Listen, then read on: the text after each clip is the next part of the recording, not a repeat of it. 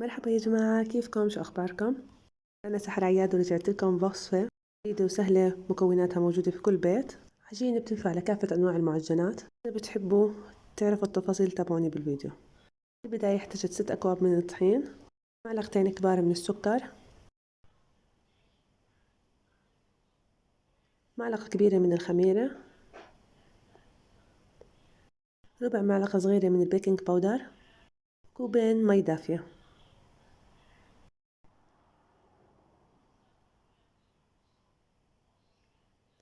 حطيت هون استخدمت 3 ملاعق كبيرة من اللبن الرايب أو لبن الزبادي، ربع كوب من الزيت النباتي، معلقة صغيرة من الملح. هلأ راح أعجنهم على عجانة وممكن أعجنهم يدوي كمان. راح نستمر بالعجن لحتى تتماسك العجينة معنا، تكون متماسكة مثالية. هون ضفت معلقة صغيرة من الخل، أجمعها وأحطها بصحن مدهون بالزيت لحتى ترتاح وتتخمر. أتركها بمكان دافئ من مدة ساعة إلى ساعتين بالكتير. هلأ راح أجهز لحشوة الجبنة. في عندي جبنة، ضفت عليها معلقتين من الزعتر الجاف ومعلقتين من حبة البركة. الكمية اللي انتو بتحبوها. صارت معي بهالشكل.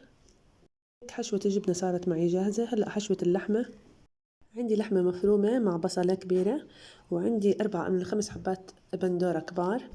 ضفت عليهم معلقة من الشطة الحمراء أو الفلفل الحار، معلقة كبيرة من دبس الرمان، وحبتين فلفلة ملونات. فرمتهم على محضرة الطعام مثل ما انتو شايفين بهذا القوام، وضفتهم على اللحمة والبصل.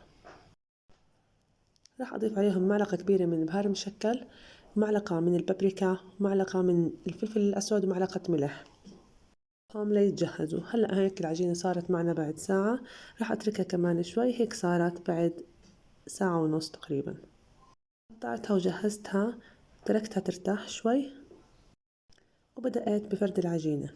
سمك العجينة بيعتمد على طريقتكم بالفرد. إذا بدكم إياها رقيقة بتستخدموا الشوبك بالفرد، بتفردوا أثناء وضع اللحمة عليها.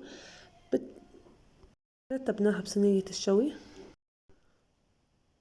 هنا عملت العجينة السميكة الهشة.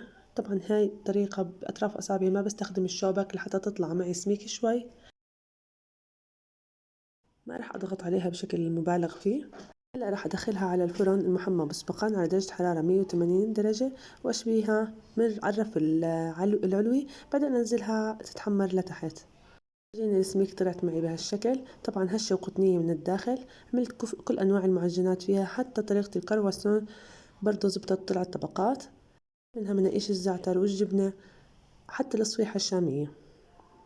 أتمنى أن هالوصفة عجبتكم، ولا تنسوا تحكوا لي آرائكم بالتعليقات.